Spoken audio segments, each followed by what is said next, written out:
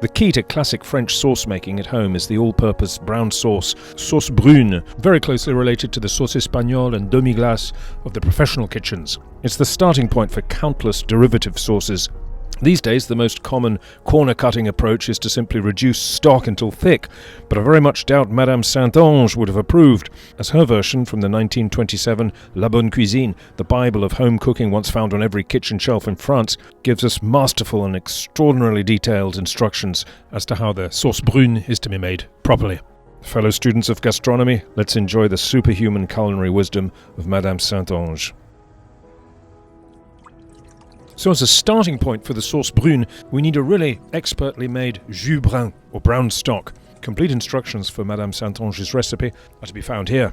And the first step then is to bring the jus, or the stock, to a simmer for several minutes and skim off all the impurities that arise in the form of foam. Once clean, from 1.5 litres of stock, a good glassful will be set aside and used later on for the final clarification. We need pork belly, fresh or lightly cured, or we can use unsmoked bacon.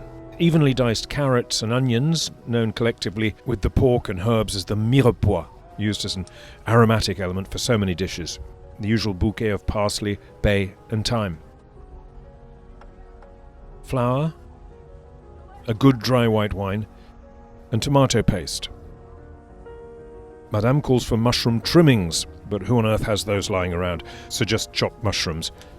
And for the final touch, Madeira wine. Port is a good substitute. Only a couple of tablespoons, so plenty for the cook. Cheers.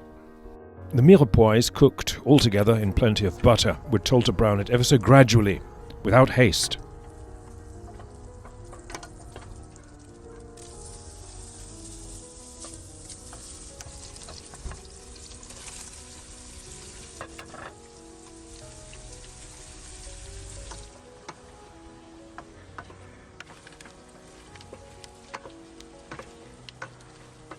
Sprinkle over the flour, mixing it in with a wooden spoon.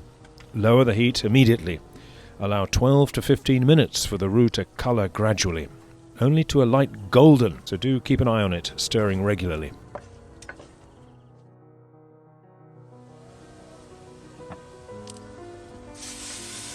Then we add the white wine, mixing it with a spoon to completely dissolve everything that's attached to the pan and to the mirepoix.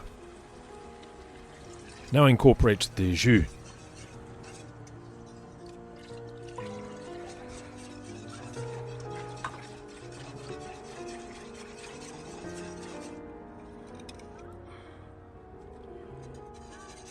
Tomato paste is whisked in, and the mushrooms. Madame instructs us to enlever fréquemment avec une cuillère de métal la graisse et l'écume qui montent à la surface. As I'm sure you'll know, means to remove the foam and fat that rises to the surface. We're told to lower the heat so that the boiling continues evenly and gently, always in the same spot, letting it simmer this way for an hour.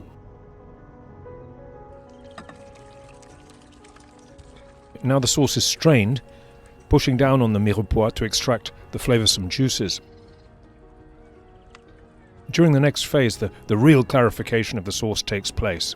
In a new, suitably sized pan, she says we must proceed with great care and remove everything that the light boiling brings to the surface. From time to time, add spoonfuls of the reserved cold stock.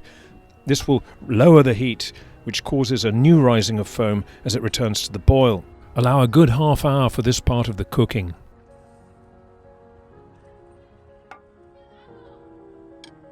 When the skimming is complete, the sauce will not show one atom of fat.